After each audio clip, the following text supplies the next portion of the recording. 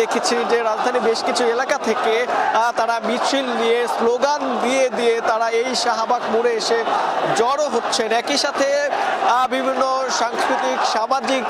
রাজনৈতিক যে সংগঠনগুলো রয়েছে তাদের পক্ষ থেকে ইতিমধ্যে বিভিন্ন কর্মসূচির ঘোষণাও কিন্তু ইতিমধ্যে এসেছে। জুলাই ঐক্য তারা ঘোষণা করেছে জুমার নামাজের পরপরই তাদের যে কফিন মিছিল এবং দেশব্যাপী তাদের যে বিক্ষোভ মিছিল সেটির ঘোষণা কিন্তু জুলাই ঐক্যের পক্ষ থেকে এসেছে এবং সেটি নিশ্চিত করেছে জুলাই ঐক্যের সংগঠক যিনি রয়েছেন ইসরাফিল ফরাজি, তিনি এক সংবাদ বিজ্ঞপ্তিতে তথ্য কিন্তু জানিয়েছেন। এর মধ্যে আমরা দেখেছি যে ছাত্র শক্তি যারা রয়েছে তারাও একই সাথে ঘোষণা করছেন স্বরাষ্ট্র উপদেষ্টা পদত্যাগ তারা চাচ্ছেন রাতের মধ্যেই, অন্যথায় তারা কিন্তু তাদের যেই তারা বলছেন যে স্বরাষ্ট্র উপদেষ্টার অর্থাৎ যে মন্ত্রণালয় সেটি স্বরাষ্ট্র মন্ত্রণালয় সেটি তারা ঘেরাওয়ের মতো কর্মসূচি তারা কিন্তু যাবেন। এরই মধ্যে আমরা জানিয়ে রাখি যে শরীফ ওসমান হাদী যিনি ইনকিলাব মঞ্চের মুখপাত্র এবং তিনি কিন্তু একই সাথে ভারতীয় আধিপত্যবাদের বিরুদ্ধে যেমন স্লোগান ধরেছেন, বিভিন্ন প্রতিবাদী কর্মসূচি তার মধ্য থেকে এসেছে। ভারতীয় আধিপত্যবাদের বিরুদ্ধে তিনি সবসময় যিনি তার প্রতিবাদ জারি রেখেছেন, একই সাথে তিনি কালচারাল ফ্যাসিজমের বিরুদ্ধেও কথা বলেছেন। আওয়ামী ফ্যাসিবাদ যেটি আওয়ামী ফ্যাসিজমের বিরুদ্ধেও হাদির যেই প্রতিবাদী বার্তা সেটিও কিন্তু আমরা বিভিন্ন সময় দেখেছি। অর্থাৎ এই সব কিছুর কারণেই কিন্তু হাদির উপর যেই ফ্যাসিস্ট যারা রয়েছেন অর্থাৎ ভারতীয় আধিপত্যবাদের বিরুদ্ধে কথা বলার কারণে তিনি আসলে নজরে এসেছেন এবং তাকে কিন্তু গুলিবিদ্ধ করা হয়েছে গত শুক্রবারে এবং এই শুক্রবারে তাকে গুলিবিদ্ধ করার পরে তিনি দীর্ঘদিন চিকিৎসা অর্থাৎ গত শুক্রবার থেকে আজকে এই শুক্রবার পর্যন্ত কিন্তু অর্থাৎ 6 দিন তিনি যে চিকিৎসার মধ্যে ছিলেন এবং তারপরে তিনি কিন্তু সংকটাপন্ন অবস্থা ছিলেন। গতকালকে প্রধান উপদেষ্টা তিনি ফেসবুক স্ট্যাটাস দিয়েছিলেন যে তার অবস্থা কিন্তু খুবই সংকটাপন্ন এবং আজকে তিনি আসলে 9:35 মিনিটে যেটি আমরা জানতে পেরেছি সিঙ্গাপুরে চিকিৎসাধীন অবস্থায় ছিলেন এবং সেখানে তিনি কিন্তু তার যে মৃত্যুর ঘোষণা সেটি আমরা দেখেছি যে হাদির যেই অফিসিয়াল ফেসবুক পেজ রয়েছে সেখানেও আমরা স্ট্যাটাস দেখেছি এবং হাদির যিনি আসলে চিকিৎসক ছিলেন ডাক্তার আব্দুল আহাদ, নিউরোসার্জন, ঢাকা মেডিকেল কলেজ হাসপাতাল, তার পক্ষ থেকেও কিন্তু এই বিষয়টি আসলে নিশ্চিত করা হয়েছে। ইতিমধ্যে শাহবাগ মোড়ে কিন্তু জড়া হচ্ছেন এবং স্লোগানে পুরো মানুষজন তাদের যে আমরা এখানে দেখছি যে নারীদের উপস্থিতিও রয়েছে, পুরুষ নারী ছাত্র জনতা সবার সম্মিলিত অংশগ্রহণ এই শাহবাগ মোড়ে এবং তারা এসে বিভিন্ন স্লোগানে পুরো শাহবাগ মোড় কিন্তু উত্তাল করে রেখেছেন। আমরা দেখেছি যে কিছুক্ষণ আগে একটি মিছিল কারওয়ান বাজার হয়ে এবং সেটি কিন্তু আমরা দেখেছি যে ফার্ম গেটের দিকে যাওয়ার জন্য এবং প্রথম আলো আমরা যেটি তথ্য পেয়েছি প্রথম আলোর যে কার্যালয় প্রথম আলোর যে অফিস সেটিও কিন্তু ছাত্র জনতা ইতিমধ্যে ঘেরাওয়ের যে কর্মসূচি সেটি তারা পালন করছেন এবং আমরা তথ্য পেয়েছি যে ধানমন্ডির যে 32 নম্বর বাড়িটি রয়েছে সেখানেও ছাত্র জনতা তারা কিন্তু সেখানে গিয়েও তাদের যে প্রতিবাদী বার্তা সেটির তাদের যে ক্ষোভ সেটি কিন্তু তারা প্রবেশ করবেন। আমরা দেখছি যে জুলাই মিনার এই মিনার থেকে কিন্তু হাদি ইনকিলাব মঞ্চে যে তার যে প্রোগ্রাম তার যে কর্মসূচি এই জুলাই মিনার যিনি দেখা যাচ্ছে এই জুলাই মিনার থেকে কিন্তু তিনি তার যে কর্মসূচি বিভিন্ন ইনকিলাব মঞ্চের আমরা দেখছি যে বিভিন্ন কর্মসূচি কিন্তু এই মিনার থেকে তিনি আসলে তার ঘোষণা কিন্তু তিনি করতেন এবং তার যে কর্মসূচি এবং সেটিতে আমরা দেখছি যে একজন কিন্তু ঢাকা 8 আসনের যিনি আসলে প্রার্থী ছিলেন শরীফ ওসমান হাদী তার পোস্টার কিন্তু এখানে নিয়ে এসেছেন এবং এভাবেই করে তারা তাদের যে প্রতিবাদ সেটি কিন্তু জানাচ্ছেন। এখানে ঢাকা 8 আসনের আমরা জানিয়ে রাখি তিনি কিন্তু নির্বাচনের যেই অংশ নেওয়ার কথা ছিল সম্ভাব্য প্রার্থী ঢাকা 8 আসনের এবং সেখানেও কিন্তু তিনি তার গণসংযোগ চালাচ্ছিলেন এবং সেটির শেষেই বিজয়নগর যে কালবাট এলাকা রয়েছে সেখানেই তাকে গুলিবিদ্ধ করা হয়েছিল এবং সেই গুলিবিদ্ধ করার ঘটনায় মূল আসামি যারা তাদেরকে যেই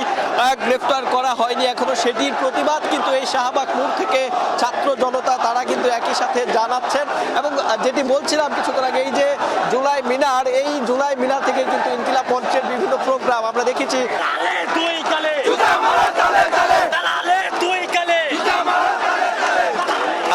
দর্শক যেটা বলছিলাম যে হাদি স্লোগানে পুরো শাহবাগ এলাকা কিন্তু ইতিমধ্যে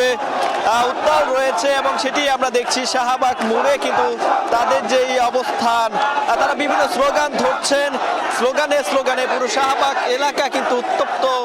রেখেছে। আমরা দেখছি যে এখানে বিভিন্ন শ্রেণী পেশার মানুষ, ছাত্র জনতা তাদের উপস্থিতি রয়েছে এবং আগামী শনিবার প্রধান উপদেষ্টা ডক্টর মোহাম্মদ ইউনূস তিনি কিন্তু রাষ্ট্রীয় শোক ঘোষণা করেছেন। একই সাথে কিন্তু আমরা যেটা জেনেছি যে একই সাথে হাদির যে সন্তান এবং তার যে পরিবার, তার পরিবারের দায়িত্ব কিন্তু নিয়েছে সরকার এবং সেটি জানিয়ে তার প্রধান উপদেষ্টার জরুরি ভাষণ সেটি কিন্তু আমরা দেখেছি। এখানে কিন্তু ছাত্র জনতা জড়ো হয়েছেন এবং তারা বিভিন্ন স্লোগানে পুরো শাহবাগ এলাকা কিন্তু ইতিমধ্যে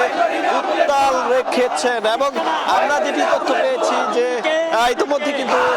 রাজধানীর কাউরান বাজারে প্রথম আলো যে কার্যালয় রয়েছে সেখানেও কিন্তু ছাত্র জনতার উপস্থিতি রয়েছে। একই সাথে শাহবাগপুরে আমরা দেখছি যে এই মুহূর্তে উত্তাল পরিস্থিতি এবং আমরা দেখেছি যে রোকেয়া হলের মেয়ে যারা রয়েছে, মেয়ে শিক্ষার্থী, তারাও কিন্তু এখানে এসে তারা কিন্তু বিভিন্ন স্লোগান কিন্তু ধরছেন।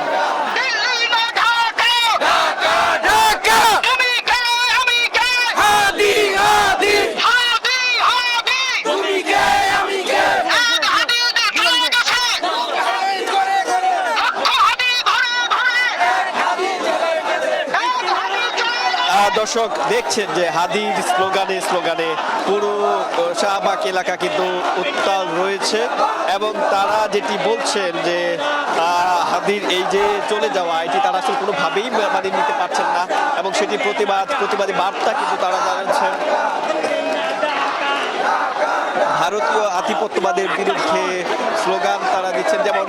আমরা দেখছি যে এখানে কিন্তু ইতিমধ্যে প্রতিবাদের যে চিত্র সেটি আমরা দেখছি যে এখানে ধোঁয়া উঠছে এবং সেই ধোঁয়ার কুণ্ডলী কিন্তু আমরা দেখছি এখানে টায়ার জ্বালিয়ে বিভিন্ন স্লোগানে, অর্থাৎ এই যে ধোঁয়ার কুণ্ডলী আমরা দেখছি যে সেটিতে কিন্তু তাদের যে প্রতিবাদ সেটি করে তারা কিন্তু প্রতিবাদের স্লোগানে টায়ার জ্বালিয়ে বিভিন্নভাবে, অর্থাৎ এই শাহবাগ এলাকা কিন্তু ইতিমধ্যে উত্তাল হয়েছে এবং তারা বিভিন্ন স্লোগানে ইনকিলাব মঞ্চের মুখপাত্র যিনি রয়েছেন তার এই যে মৃত্যুর খবর সেটি আসলে তারা কোনোভাবেই মেনে নিতে পারছেন না এবং সেটির প্রতিবাদ তারা জানাচ্ছেন। এই যে বাংলাদেশে আসলে 5 আগস্টের পরেও জুলাই যোদ্ধাদের উপরে এরকম ভাবে গুলি করা হবে, তারা নিরাপত্তা সংকটে ভুগবেন, এটি আসলে তারা কোনোভাবেই মেনে নিতে পারছেন না। যেটি প্রতিবাদ আমরা শাহবাগ মোড়ে কিন্তু দেখতে পাচ্ছি, তারা বিভিন্ন স্লোগানে সেই বার্তাই কিন্তু দিতে যাচ্ছেন।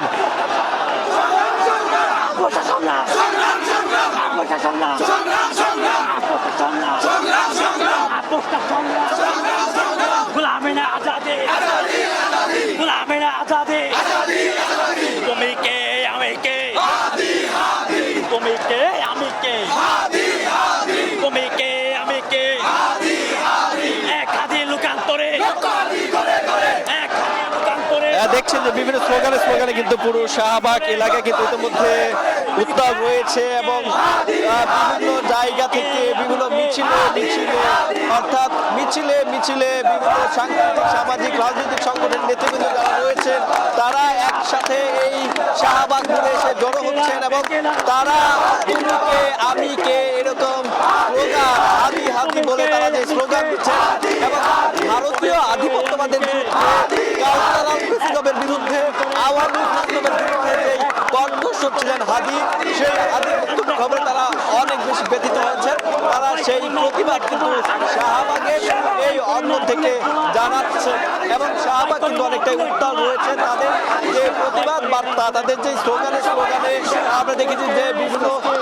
টায়ার দিয়ে আগুন ধরিয়ে, অর্থাৎ এখানে তাদের যে প্রতিবাদ কর্মসূচি সেটা শাহবাগ এখন উত্তাল রয়েছে। তো এই ছিল আমার